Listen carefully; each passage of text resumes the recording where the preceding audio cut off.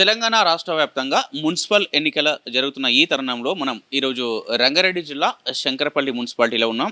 ఇక్కడ మనము ఈ శంకరపల్లి మున్సిపాలిటీలో 14వ వార్డు నుంచి పోటీ చేస్తున్న బీజేపీ అభ్యర్థి అపార రాజకీయ అనుభవం ఉన్న వ్యక్తి. ఒక 35 ఇయర్స్ నుంచి రాజకీయాల్లో ఉంటూ సామాజికంగా రాజకీయంగా పేద ప్రజలకు ఎల్లప్పుడూ అందుబాటులో ఉండే ఒక మంచి మనసున్న వ్యక్తి వాసుదేవ్ ఖన్నా. తన పేరు మన జిల్లా వ్యాప్తంగా ప్రతి ఒక్కరికి తెలిసిన విషయమే. అందులో భాగంగా ఈరోజు శంకరపల్లి మున్సిపాలిటీలో ఎన్నికల్లో ఎలా ముందుకెళ్తున్నారు, జనాలు ఎట్లా ఆదరిస్తున్నారు, అలాగే వెళ్ళే మూమెంట్లో ఎలాంటి సమస్యలు వీళ్ళు ఐడెంటిఫై చేస్తున్నారు, వీళ్ళు గెలిచిన తర్వాత ఆ సమస్యలను ఎట్లా పరిష్కరిస్తారు, డెవలప్మెంట్ పరంగా ఎట్లా ఉంది వీళ్ళ ఆలోచన తెలుసుకుందాం. అన్న నమస్తే, ఒక్కసారి మీ ఇంట్రడక్షన్ అన్న, మీ పేరు ఇంట్రడక్షన్. నమస్కారం అండి. నేను వాసుదేవ్ ఖన్నా శంకరపల్లి మున్సిపల్ 14 వార్డు అభ్యర్థిగా బీజేపీ అభ్యర్థిగా పోటీ చేస్తున్నాను. వార్డు ప్రజలకు కూడా నమస్కరించి అందరికీ కూడా తెలియజేస్తున్నాను. ఇప్పుడు మీరు 14వ వార్డు నుంచి మీరు ఎన్నికల్లో బయలుదేరుతున్న ఈ మూమెంట్లో జనాలు ఎట్లా ఉందని ఆదరణ ఎట్లా ఆదరిస్తున్నారు, ఎట్లా రెస్పాండ్ అవుతున్నారు? నిజానికి నేను ఊహించలే. ఎందుకంటే ఇంత మంచిగా రెస్పాన్స్ అంటే మీరు ఉంటేనే అభివృద్ధి వార్డులో మంచి చెడు అన్నిటికీ మీరు ఆదరిస్తారు. మంచి చెడు అనేది మీరు ఎప్పుడున్నా మీరు 24/7 అనే టైం లేకుండా ఏ టైంలో అయినా ఫోన్ చేసినా రెస్పాన్స్ ఇస్తారు. ఎప్పుడైనా వచ్చి మాకు ఆదుకుంటారు, అన్ని సమస్యలు పరిష్కరిస్తారు. మీ సొంత పనుల కన్నా ఎక్కువ మాకే టైం ఇచ్చారు మీరు అని చెప్పి వార్డుల ప్రతి ఒక్కరు ప్రతి ఇంట్లో కూడా మాకు మంచి రెస్పాన్స్ ఉంది, మాకు మంచి ఆదరణ ఉంది. ఎట్లా ఉంది ఇప్పుడు మీరు జనాల్లోకి వెళ్తున్నారు, ప్రచారం నిర్వహిస్తున్నారు, జనాలు కూడా మీకు ఆదరణ లభిస్తుంది, మద్దతు ఇస్తున్నారు. ఈ ప్రచారానికి వెళ్ళే మూమెంట్లో మీ 14th వార్డులో ఉన్న సమస్యలు ఏమైనా మీ దృష్టికి తీసుకొచ్చారా? దాంతోపాటు ఏదైనా మేజర్ ఇష్యూ అంటే ఇప్పటివరకు శంకరపల్లి మున్సిపాలిటీ ఆవిర్భించినప్పటి నుంచి ఇప్పటివరకు తీరని మేజర్ ఇష్యూ అట్లాంటివి కూడా ఏమైనా ఉన్నాయా? ఒకవేళ మీరు కనుక గెలిస్తే ఆ ఇష్యూలను ఎట్లా పరిష్కరిస్తారు? మేజర్ ఇష్యూలు అనేది నిజానికి కూడా ఉన్నాయి. ఇప్పుడు మెయిన్ రోడ్డు కానివ్వండి, ఇంకా మెయిన్ డ్రైనేజ్ వ్యవస్థ కొద్దిగా మంచిగా లేదు. డ్రైనేజ్ వ్యవస్థ పెద్దగా చేసి ఒక ఇంజనీర్ తీసుకొచ్చి, ఇప్పుడు కార్పొరేషన్లో ఎలాంటి పనులు జరుగుతాయో ఆ రకంగా ప్లాన్ చేసి ఒక ఇంజనీర్ని వాటర్ ఆర్డబ్ల్యూఎస్ స్పెషల్ ఇంజనీర్ తీసుకొచ్చి ఏ రకంగా ప్లాన్ చేసి అండర్ గ్రౌండ్ డ్రైన్ చేస్తే బాగుంటుందో, ఆ లైట్లు కానీ సెంట్రల్ లైటింగ్ కానీ ఇవన్నీ చేసేట్టు ఉన్నాయి. అవన్నీ హామీ ఇస్తున్నాం. మేము గెలిచిన తర్వాత మా వార్డులో ఖచ్చితంగా మేము అమలు చేస్తాం. అది మేము అభివృద్ధి అంటే ముందుంటాం. మా సొంత పనుల కన్నా ఎక్కువ మేము ప్రజల సమస్యలు అభివృద్ధిపైనే మేము దృష్టి పెడతాం. మీరు అందరూ కూడా కనుక్కోవచ్చు. మా శంకరపల్లి మున్సిపల్ కానీ శంకరపల్లి మండల కానీ చుట్టుముట్టలు ఉన్న మండలాల్లో కానీ వాసుదేవ్ ఖన్నా ఇలాంటి మనిషి ముందు తన సొంత పని వదులుకొని కూడా ప్రజల గురించి ముందుకెళ్తాడు, అభివృద్ధి అంటే ముందుకెళ్తాడు. నేను వార్డు మెంబర్గా 3 సార్లు నేను గెలిచిన హ్యాట్రిక్గా కంటిన్యూ వార్డు ప్రజల ఆశీర్వాదంతో. ఎలా గెలిచినంటే చిన్న లైట్ బల్బు అయినా కానీ నా పని వదిలిపెట్టుకొని వచ్చి వేయించే నాకు ఉద్దేశం ఉన్న మనిషిని నేను. ఈ ప్రజా సమస్యలు ఎప్పుడు రావద్దు, ఎప్పుడు క్లియర్గా ఉండాలని చెప్పి నాకు ఉద్దేశం ఉంటుంది. వాళ్ళని ఏదైనా సమస్య చెప్తే ఒక్కరోజు గిట్ట లేట్ అయ్యి నాకు ఏదైనా పని మీద ఉంటే వాళ్ళకన్నా ఎక్కువ నాకే ఇబ్బంది అవుతుంది. నేను ఆ పని చేయలేదని చెప్పి బాగా నాకు టెన్షన్ ఫీల్ అవుతా. అట్లా ఉంటుంది. ఇప్పుడు నేను చెప్తున్నా అంటే ఈ మున్సిపల్లో మాకు సమస్యలు, ఇప్పుడు కమ్యూనిటీ హాల్ ఉంది, అది ఇంచుమించు ఎంపీ విశ్వేశ్వర గారు ఇంతకుముందు ఎంపీ గారు ఉన్నప్పుడు మేము ఎంపీటీసీ ఉంటే, మా మదర్ ఎంపీటీసీ ఉండే, అప్పుడు శాంక్షన్ అయింది, అప్పుడు కట్టించారు ఆయన్నే.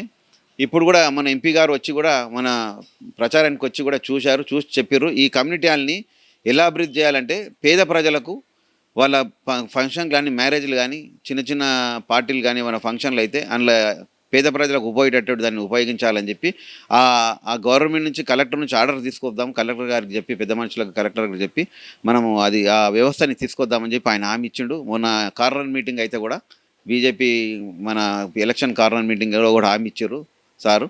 ఇవన్నీ ఆ ఏర్పాట్లు చేస్తే ఇంతకుముందు కొందరు దాన్ని డిస్టర్బ్ చేయడానికి చాలా చూసారు. ఇష్టం ఉన్నట్టు బండలు బీకి అది ఇది వీకి షటిల్ కోర్టు అది ఇష్టం ఉన్నట్టు డిస్టర్బ్ చేశారు. దానికి ఎంపీ గారు తీవ్రంగా స్పందించి చర్య తీసుకోవాలని చెప్పి పెద్ద ఆఫీసర్లకు చెప్పి దాన్ని మళ్ళా ఒక వ్యవస్థని మంచిగా చేశారు. అది ఒకటే కాకుండా పార్క్ అనే స్థలం పార్క్ అన్నారు.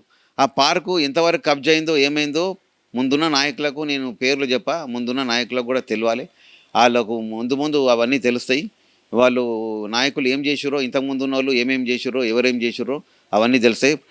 ట్రాకింగ్ అన్నారు. ఇప్పుడు అన్నీ మళ్ళీ ప్రజల దగ్గరికి వచ్చి మేము అది చేస్తాము, మేము ఇవి చేస్తాము, మళ్ళీ ట్రాక్ ఏర్పాటు చేస్తాం, మళ్ళీ పార్క్ ఏర్పాటు చేస్తామని ప్రగల్భాలు పలుకుతున్నారు. ఇవి దయచేసి వార్డు ప్రజలు కూడా నమ్మొద్దు. మీ అందరు కూడా నేను మళ్ళీ మళ్ళీ చెప్తున్నాను. ఇంకా సమస్యలు అంటే చాలా ఉన్నాయి. ఇప్పుడు ఇక్కడ బస్ స్టాండు చుట్టుముట్టు కూడా తీవ్రమైన చెత్త. ఇప్పుడు school back side, hospital back side ఏడంటే మొత్తం దాని కాంపౌండ్ వాల్ నుంచి టోటల్గా ఒక 3-4 జాగాల రోడ్డు పొంటే చెత్త వేస్తున్నారు. అక్కడ మహిళలు వాకింగ్ చేస్తారు. శ్రీరామనగర్ కాలనీలో, హనుమాన్ నగర్ శ్రీరామ కాలనీలో వాకింగ్ చేస్తుంటారు. వాళ్ళకు అక్కడనే చెత్త పడుతుంటుంది. కొందరు ఒక ఈ ఇల్లీగల్ ఇర్రెగ్యులర్ మనుషులు అక్కడనే టాయిలెట్లు పోస్తుంటారు. ఎంత నీచమైన సంస్కృతి కొద్దిగా ఇది చేస్తారంటే పాపం మహిళలు చాలా ఇబ్బంది పడ్డారు. మేము ఎలక్షన్ ప్రచారంకి వెళ్ళినప్పుడు చాలామంది మహిళలు చెప్పారు, మేము వాకింగ్ పోతుంటే కూడా వాళ్ళు వెనక ముందు చూడరు, అక్కడనే టాయిలెట్ పోస్తుంటారు, ఆడనే చెత్త పడేస్తుంటారని. అలాంటివి కాకుండా మేము గట్టి చర్య తీసుకొని అభివృద్ధికి పాటుపడతామని తెలియజేస్తున్నాం. శంకర్పల్లి అంటేనే మనకు హైటెక్ సిటీ, హైదరాబాద్కు అతి దగ్గరలో ఉన్న ప్రాంతం. డెవలప్మెంట్ పరంగా, రియల్ ఎస్టేట్ పరంగా, బిజినెస్ పరంగా, పారిశ్రామిక పరంగా ఎంతో ఫాస్ట్గా డెవలప్మెంట్ అవుతుంది. ఇట్లాంటి మూమెంట్లో ఈ శంకర్పల్లి టౌన్ లోపల చూస్తే ఇది విలేజ్ కంటే అధ్వానం ఉంది. దానిపైన మీరు ఎట్లా స్పందిస్తారు? దీనికి కారణం ఎవరంటారు? ఇప్పుడు కారణాలు అనేకం ఉన్నాయి. చెప్తే అసలు ఎన్నో కారణాలు వెళ్తాయి. ముఖ్యంగా ఇంతవరకు హాస్పిటల్ అన్నారు, 100 పడకలు అన్నారు, కనీసం 40 పడకలు కూడా సరిగ్గా లేదు. హాస్పిటల్ ఎంతో అభివృద్ధి చెందాలి. ఇప్పుడు అన్నీ తీసి అక్కడ ట్యాంక్ కడతా అంటారు, మినీ ట్యాంక్ అంటున్నారు హాస్పిటల్ ప్లేస్లని. మరి కాంపౌండ్ వాల్ అంటున్నారు, కాంపౌండ్ వాల్ లేదు సరిగ్గా హాస్పిటల్ కూడా. మినీ బస్ స్టాండ్ అన్నారు, ఇక్కడ బస్ స్టేషన్ అన్నారు, అది లేదు. ఎన్నో కార్యక్రమాలు అవి చేస్తాం ఇవి చేస్తామని ఎన్నో చెప్పారు. దీన్ని డెవలప్ చేయడానికి గవర్నమెంట్ కాలేజ్ అని చెప్పారు, డిగ్రీ కాలేజ్ అని చెప్పారు, అవన్నీ రాలేవు ఇంకా శంకర్పల్లి. ముఖ్యంగా మేము చెప్తున్నది ఏంటంటే, మొన్న ఎంపీ గారు సెంట్రల్ రైల్వే మినిస్టర్ తీసుకొచ్చి ఇక్కడ ట్రైన్లు ఆగేటట్టు తీవ్ర ప్రయత్నాలు చేసి ఆగే ప్రయత్నం చేశాడు. ఇప్పటికీ 3-4 ట్రైన్లు ఆగుతున్నాయి. ఇంకా ఆయన మళ్ళీ ఎంపీ గారు విశ్వేశ్వరరెడ్డి గారు హామీ ఇచ్చారు ఏంటంటే, ఎంఎంటీఎస్ కూడా ఖచ్చితంగా మనం రైల్వే అధికారులతో మాట్లాడి ఏర్పాటు చేసే విధంగా తీవ్ర ప్రయత్నం చేసి ఎంఎంటీఎస్ ఖచ్చితంగా తీసుకొస్తా అని హామీ కూడా ఇచ్చారు. ఆయన అన్నట్టు 4 ట్రైన్లు 3 ట్రైన్లు స్టాప్ అవుతున్నాయి కూడా ఇక్కడ, ఇంకా కొత్త ఎక్స్ప్రెస్లు కూడా రాబోతున్నాయి అని చెప్పి ఆయన చెప్పాడు. ఇప్పుడు దీంట్లో భాగంగా మీ 14వ వార్డుకు సంబంధించి ఇంకా మిగతా అభ్యర్థులు కూడా మీతో పాటు పోటీలో ఉన్నారు. కాంగ్రెస్ అయినా, బీఆర్ఎస్ అయినా, ఇంకా మిగతా ఎవరైనా ఇండిపెండెంట్ ఉంటే వాళ్ళందరినీ తో పాటు మీకు ఎట్లాంటి పోటీ ఉంది? వాళ్ళ నుంచి పోటీ ఉందా? మీరు ఎట్లా గెలవబోతున్నారో మీకు ఎంతవరకు ధీమా ఉంది? నాకు 100% వార్డు ప్రజలపైన నమ్మకం ఉంది. నేను గెలవబోతున్నా, మంచి మెజార్టీతోనే గెలవబోతున్నా, ప్రజల ఆశీర్వాదంతోనే గెలవబోతున్నా. ఎలాంటి వాళ్ళకు ప్రలోభాలు పెట్టినా, డబ్బులు వెదజల్లినా, మద్యం వెదజల్లినా, చీరలు వంచినా, ఇప్పటికే ప్రలోభాలు నడుస్తూనే ఉన్నాయంటే కొన్ని ఏరియాలో చీరలు వంచినా, ఏం వంచినా ఇది మాత్రం ఖచ్చితం. వార్డు ప్రజలు నన్ను మంచి మెజార్టీతో నా అభివృద్ధిని చూసి, నా నా సంక్షేమము, నేను టైం ఇచ్చే ప్రజలకు టైం ఇచ్చే ఆ ఉద్దేశ తత్వం చూసి నాకు ఓట్లు అయిపోతున్నారు. ఒక్కటి మాత్రం నిజం, అవతల వాళ్ళు వాడు ఏమనుకుంటారు క్యాండిడేట్లు అంటే, వాళ్ళు వాడుని ఎట్లా అంటే నేను ఇన్ని కోట్లు పెడతా, నేను అన్ని కోట్లు పెడతా, నేను ఇంత పెడతా అని వేరేళ్ళతోని అంటే విన్నాం మేము అంటే మీరు కోట్లు పెట్టేది ఏంటంటే మీరు వాడుని కొంటుర్రా, వాడు ప్రజలను కొంటుర్రా అని వాడి ప్రజలు నేను ఏమనుకుంటారు అసలు వాళ్ళని. మీరు వాళ్ళకు అన్ని ఆలోచనలు ఉంటాయి. మీరు వాడిని మొత్తం కొనేసి చేతిలో పట్టుకుందాం అనుకుంటారా? మేము ఒక ఆయన వచ్చి నేను ఇన్ని కోట్లు పెడతాను, ఆయన అంటాడు నేను ఆయనకన్నా ఇంకో కోటి పెడతా అంటాడు. మీరు కొననీకని చూస్తురా? వాడిని అభివృద్ధి పరిచయం చేయాలని చూస్తురా? ప్రజలకు బాగోగులు చేద్దామని చూస్తురా? ప్రజల కష్ట సుఖాలలో పాలు పంచుకొని మంచి చేద్దామని చూస్తురా? లేకుంటే కొనేసి ఇప్పుడు డబ్బులు వెదజల్లి మళ్ళీ 5 ఏళ్ళ దాకా ముఖం చూపించకుండా బయట మొత్తం వేరే పనుల మీద పడదామని చూస్తురా? మీ ఉద్దేశం ఏంది? మాకు ప్రజలే గమనించాలి. ఇది మితిమీరి డబ్బు మీద చాలా ఆశలు పెట్టుకున్నారు. ఏమని నేను ఇన్ని తల్లుతా, నేను ఒక ఆయన అంటాడు నేను ఇది తల్లుతా అంటాడు ఒక ఆయన. మీరు దయచేసి చెప్తున్నా, ఇంతకుముందు గ్రామాలలో జరిగినట్టు డబ్బుల ప్రభావం కాకుండా మంచిని చూడండి. దయచేసి మంచిని చూడండి, పని తత్వం చూడండి, పని చేసే మనిషిని చూడండి అని చెప్తున్నాను. 24 hours 24/7 ఇచ్చే టైం ఇచ్చే మనుషులను చూడండి అని చెప్తున్నాను. దయచేసి ఈ విషయంలో ప్రత్యేకంగా ఆలోచించాలి. వాళ్ళు ఎందుకు ఇట్లా చేస్తున్నారు, వాళ్ళకు ఉద్దేశం ఏంది అంటే, ఈ కోట్లు పెట్టుకొని ఏం చేద్దాం అనుకుంటారు వాడిని. అన్యాయాలకు గురి చేద్దాం అనుకుంటారా, కబ్జాలు చేద్దాం అనుకుంటారా, ఏం చేద్దామని మీరు ఇన్ని కోట్లు పెడదామని చూస్తున్నారు? ఇదేమన్నా బిజినెసా, పెట్టుబడి పెట్టి ఫ్యాక్టరీనా, ఇదేమన్నా వ్యాపార సామ్రాజ్యమా? ఇన్ని పెట్టి నేను ఇది కొని నేను ఏమైనా డెవలప్ చేయాలని అందులో ఏదైనా బిజినెస్ని డెవలప్ చేద్దామనా, లేకుంటే వ్యాపార ధోరణిలో పోదామని చూస్తురా? దయచేసి ఇవన్నీ ప్రజలు గమనించాలని నేను కోరుకుంటున్నాను. ఓకే. ఇప్పుడు ఎలక్షన్ అంటేనే ఒకప్పుడు ఒక 30 ఇయర్స్ బ్యాక్, ఒక 40 ఇయర్స్ బ్యాక్ ఉన్న ఇప్పుడు మీ నాన్నగారు మాజీ సర్పంచ్, అలాగే ఎన్నో పదవులు చేశాడు ఆయన. అట్లాంటి వాళ్ళ మూమెంట్లో రాజకీయాలు అంటే ఒక నీతివంతంగా, ఒక నమ్మకంగా, ఒక మంచి వ్యక్తిని సామాజిక సేవకుడికి ఎన్నుకునేవారు. ఇప్పటి రాజకీయాలు అంటే మీరు చూస్తున్నారు, ఇప్పుడు మీ మాటల నుంచి అయినా మనం బయట రోజు పేపర్లో మీడియాలో చూస్తూనే ఉంటాం. 100 కోట్లు, 50 కోట్లు, 10 కోట్లు, ఒక సర్పంచ్కి 4-5 కోట్లు ఖర్చు పెట్టే పరిస్థితి వచ్చింది. అంటే ఇది ఇక్కడ మారాల్సింది ఓటర్లరా, నాయకులా? ఓటుకు డబ్బులు తీసుకొని, మద్యం తీసుకొని వేసే ఓటర్లు మారాలా, నాయకులు మారాలా? ఈ వ్యవస్థలో ఎక్కడ మార్పు రావాలంటారు? నిజానికి ఓటర్లు దేవుళ్ళు. ఓటర్లు నేను మరీ చెప్తున్నాను, ఓటర్లు అంటే దేవుళ్ళు. వాళ్ళు బాగా ఆలోచన చేసుకోవాలి. ఎందుకు ఇక్కడ వీడు ఇన్ని లక్షలు పెడతా అంటుండు, ఇన్ని కోట్లు పెడతా అంటుండో అర్థం చేసుకోవాలి. నీకు ఇన్ని ఇస్తా, నేను అన్ని ప్యాకేజీలు ఇస్తా, నేను ఆ చీరలు ఇస్తా, నీకు ఇవి ఇస్తా అని ప్యాకేజీలు పెడుతుండో మీరు ఒకసారి ఆలోచించుకోవాలి. ఎందుకు ప్యాకేజ్ పెడుతున్నారు, ఈ ప్యాకేజీలు ఎందుకు ఆలోచిస్తారు? ఓటర్లు అనేది ఒక 4 సార్లు ఆలోచించి ఎందుకు ఇట్లా చేస్తున్నారు, వీళ్ళు ఏం చేయనిక చూస్తున్నారు? మనం నిర్లక్ష్యం చేయనిక చూస్తురా, మనం నమ్ముకోనిక చూస్తురా, మనం కొననిక చూస్తురా, ఏం చేయనిక చూస్తురో ఒకసారి ఆలోచించి గట్టి చర్య తీసుకుంటే ఇక ముందు ఇట్లాంటి ఆశలు ఉన్నోళ్ళు, డబ్బులు పెట్టి వెదల్ని పక్కకు జరిగేటోళ్ళు తక్కువవుతారు.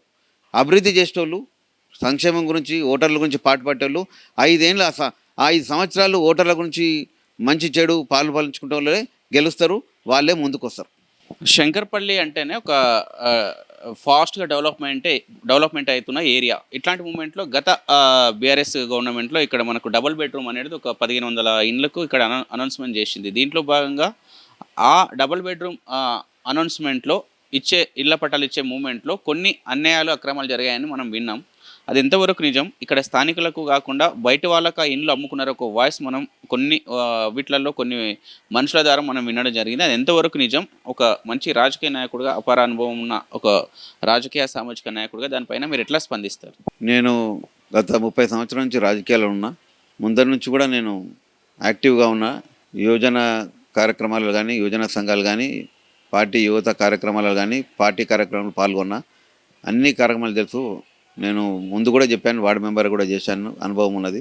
ఇప్పుడు జిల్లా బీజేపీ కౌన్సిల్ మెంబర్ కూడా ఉన్నా.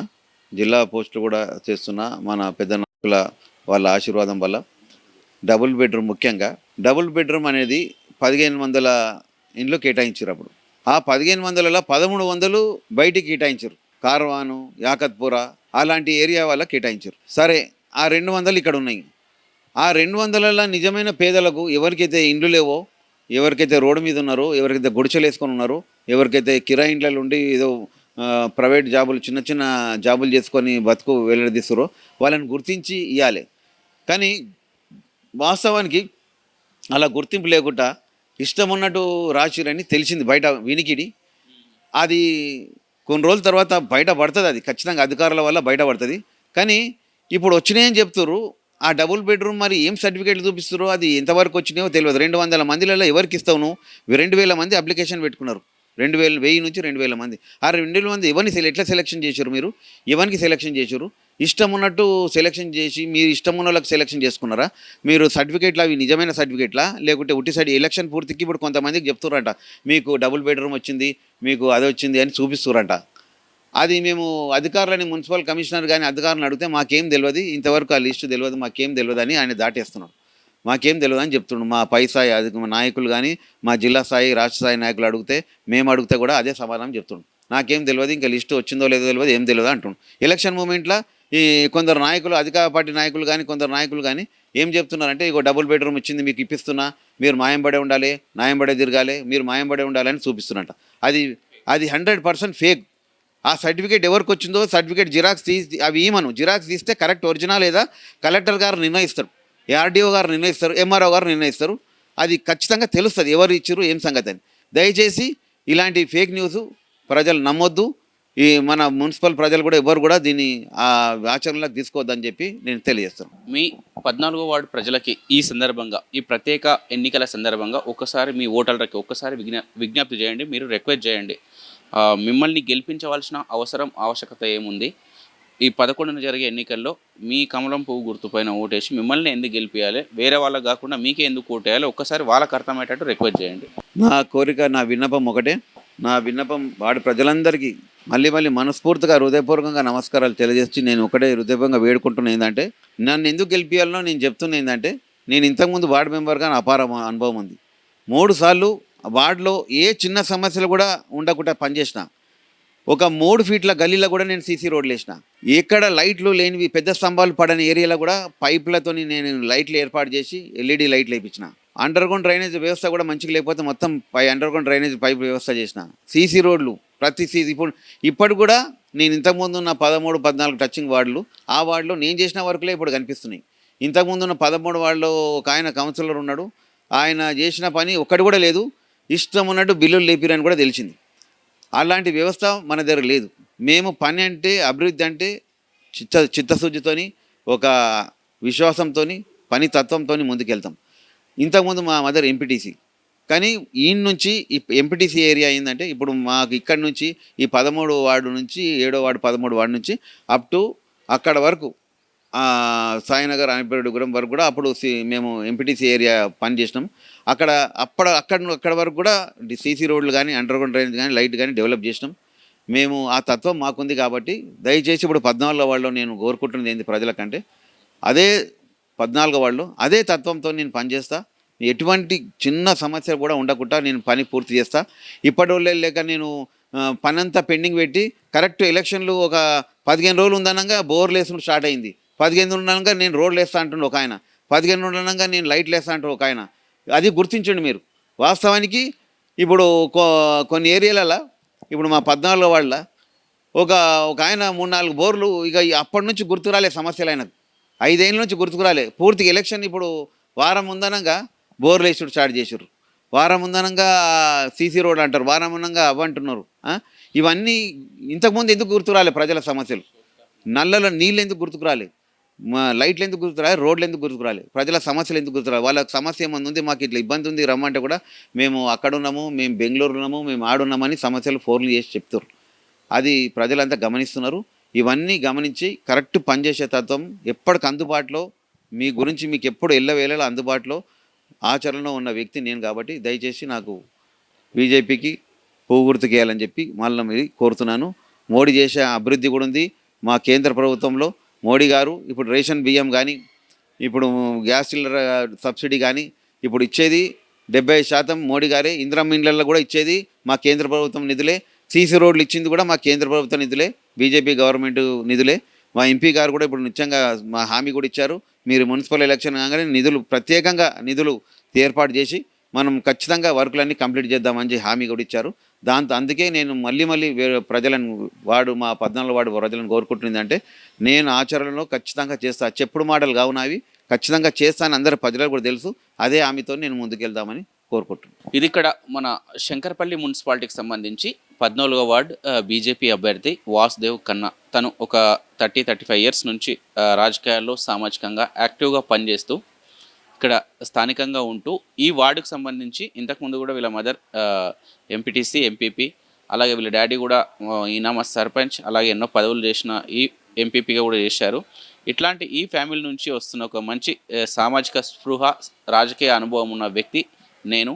ఈ 11న జరిగే మున్సిపల్ ఎన్నికల్లో 14వ వార్డు నుంచి నన్ను కమలం పువ్వు గుర్తుపై ఓటేసి గెలిపించాలని, ప్రలోభాలకు తలొగ్గకుండా, అలాగే ఎలక్షన్ ముందు చేసే కొన్ని షోప్ టాప్ డెవలప్మెంట్ పనులకు మీరు ఆకర్షితులు కాకుండా లోకల్లో ఉండే ఒక మంచి వ్యక్తిని, నాయకుడిని, సామాజిక సేవకుడిని నన్ను గెలిపిస్తే మీకు ఎల్లవేళలా అందుబాటులో ఉంటానని మనతో అంటున్నారు. కెమెరామెన్ కోటితో సాయిరాజ్, శంకరపల్లి. ఇదే మన శంకరపల్లి మున్సిపాలిటీకి సంబంధించి ఎవరైతే 14వ వార్డు అభ్యర్థి ఉన్నారో బీజేపీ పార్టీ నుంచి వాసుదేవ్ ఖన్నా, వాళ్ళ తండ్రి గారు విష్ణు పంతులు సత్యనారాయణ గారు గత 1969 తెలంగాణ ఉద్యమం, మలిదశ తెలంగాణ ఉద్యమం నుంచి, అలాగే ఎన్నో రాజకీయ అనుభవాలు, తెలంగాణ ఉద్యమంలో కూడా ఒక 10 రోజులు 8 రోజులు సెంచల్గూడ జైల్లో గడిపిన ఒక ఉద్యమకారుడు, అలాగే సామాజిక సేవకులు, రాజకీయ వ్యాపార అనుభవం ఉన్న వ్యక్తి. ఈరోజు మనం అప్పటి రాజకీయాలకు ఇప్పటి రాజకీయ విలువలు ఎలా ఉన్నాయి, మారాల్సింది యువతన, ఓటర్ల, రాజకీయ నాయకుల, వ్యవస్థల, ఎక్కడ లోపం ఉంది ఒక్కసారి తెలుసుకుందాం.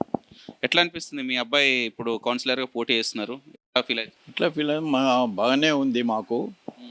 మాది ఒకవేళ రాజకీయ చరిత్ర అంటే మా నాన్నగారి నుంచి 1956లో మా నాన్నగారు ఫస్ట్ సర్పంచ్, తర్వాత మా అక్కగారు శంకరపల్లికి, మా తర్వాత మా అక్కగారు ఉప సర్పంచ్. నేను 17 సంవత్సరాలు ఉప సర్పంచ్గా చేశా. తర్వాత 88లో యునానిమస్ సర్పంచ్గా, తర్వాత ఎంపీపీగా, కొద్దిలో జడ్పీటీసీ ఇదయ్యి చైర్మన్ పదవి కూడా మనకే ఉండే. చంద్రబాబు నాయుడు గారు ఓకే అన్నారు. అది మన బ్యాడ్ లక్, అది దురదృష్టం. అప్పుడు చైర్మన్, జిల్లా పరిషత్ చైర్మన్ కోల్పోయినాం. సీఎంలలో రాజశేఖర రెడ్డి, చంద్రబాబు, ఎన్టీ రామారావు, కేసీఆర్, నాకు తెలిసి నలుగురితో మీకు వీళ్ళందరి సర్కిల్లో కూడా మీరు తిరిగి ఉంటారా? అదే రాజశేఖర రెడ్డి గారితో చాలా తక్కువ, కానీ ఎన్టీ రామారావు గారితో, మన చంద్రబాబు నాయుడు గారితో, వాళ్ళతోటి మంచి ఇది ఉండేది. హోమ్ మినిస్టర్, మాజీ హోమ్ మినిస్టర్ దేవేందర్ గౌడ్ గారితో, ఇందిరారెడ్డి గారు అయితే మాకు చాలా క్లోజ్, మాకంటే జూనియర్ అనుకోండి. అయినా కానీ ప్రతి ఆయన గురించే మేము తెలంగాణలో ఆయన ముందు ఎమ్మెల్యేగా ఓడిపోయిన ఉంటారు లోక్దల్ నుంచి.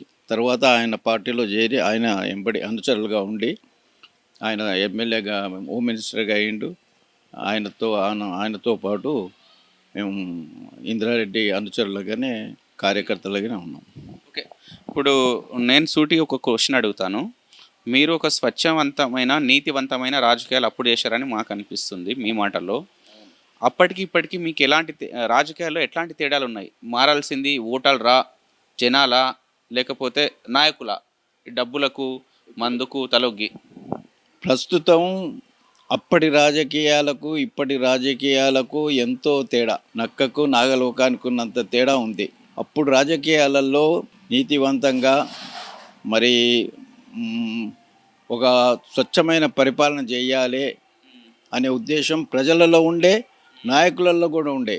ఇప్పుడు ఆ నాయకులలో కూడా లేదు, ఓటర్ల ముఖ్యంగా ప్రజలు కూడా కొద్దిగా దానికి సహకరించాలి. మనము అవినీతికి లొంగిపోతే, ఇప్పుడు డబ్బున్నోడే పదవులు అలంకరిస్తుందంటే వాడు ఎటువంటిడైనా కానీ, మరి డబ్బున్నోడ ఇప్పుడు డబ్బులు ఖర్చు పెట్టిన తర్వాత వాడి ఉద్దేశం ఏముంటుంది, దీనికంటే రెట్టింపు మళ్ళీ నేను జమ చేసుకోవాలి, అటువంటి వ్యవస్థ అయిపోయింది ఇప్పుడు. కాబట్టి అప్పటి రాజకీయాలకు ఇప్పటి రాజకీయాలకు చాలా తేడా ఉంది. మీ అబ్బాయి ఇక్కడ ఇంతకుముందు కూడా ఒక 3 times వార్డు మెంబర్గా పనిచేశారు, ఇప్పుడు ప్రజెంట్ కౌన్సిలర్గా కూడా చేస్తున్నారు. ఈ మూమెంట్లో ఒక మంచి రాజకీయ అనుభవం ఉన్న మీరు, రాజకీయ వారసత్వం ఉన్న మీరు, మీ అబ్బాయి ఇప్పుడు కౌన్సిలర్గా పోటీ చేస్తున్నారు కదా, మీ అబ్బాయిని ఎందుకు గెలిపించాలి? ఒక్కసారి ఈ 14 వార్డు ఓటర్లకు అర్థమయ్యేటట్టు ఒక్కసారి చెప్పండి. ఇప్పుడు మా అబ్బాయి 3 సార్లు వార్డు మెంబర్గా అయ్యిండు. మా అబ్బాయి ఇది ఏంటంటే పనికి ముందుకుంటాడు.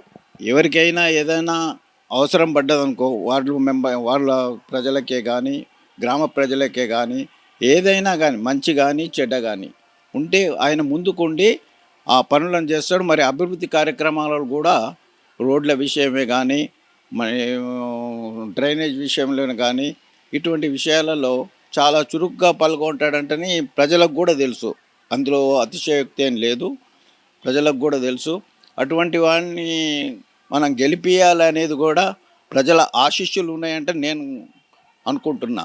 ప్రజల ఆశీస్సులు మా అబ్బాయి పైన ఉన్నది. 14వ వార్డులో బీజేపీ కార్యకర్తగా కమలం పువ్వు గుర్తుకు ఓటేసి ఆశీర్వదిస్తారంటని ప్రగాఢ విశ్వాసం.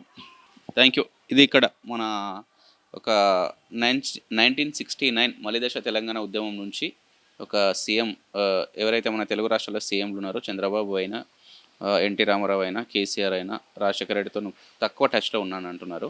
ఇట్లాంటి అన్ని పార్టీల నాయకులతో మంచి రాజకీయ అనుభవం ఉన్న గొప్ప రాజకీయ నాయకుల నుంచి వస్తున్న హోమ్ మినిస్టర్ దేవేందర్ గౌడ్, మాజీ హోమ్ మినిస్టర్ సబితా ఇంద్రెడ్డి, ఇట్లాంటి వాళ్ళతో కూడా సర్కిల్ ఉండి అట్లాంటి ఫ్యామిలీ నుంచి వస్తున్న మా అబ్బాయి 14th వార్డులో బీజేపీ పార్టీ నుంచి పోటీ చేస్తున్నారు. ఒక మంచి మార్పు కోసం, డెవలప్మెంట్ కోసం, సమాజంలో ఒక అభివృద్ధి కోసం ముందుకు వస్తున్న వ్యక్తికి సపోర్ట్ చేసి ఈ 14వ వార్డులో మా అభ్యర్థిని కమలం పువ్వు గుర్తుపైన ఓటేసి ఆశీర్వదించి గెలిపించాలని మనతో అంటున్నారు. ఒకవేళ మా అబ్బాయిని కనుక మీరు గెలిపిస్తే మీకు ఎప్పట్లాగే ఒక సొంత కుటుంబ సభ్యుల్లా అందుబాటులో ఉండి మీకు అన్ని కష్టాల్లో నష్టాల్లో డెవలప్మెంట్లో ప్రతి ఒక్కదానికి మీకు సహకరిస్తామని వాళ్ళు మన అంటున్నారు. ఎలాంటి కష్టాలు ఉన్నా కష్టాల్లో కూడా మీ కష్టాలను మా కష్టాలుగా భావించి వాటిని పరిష్కరిస్తామని మనతో అంటున్నారు.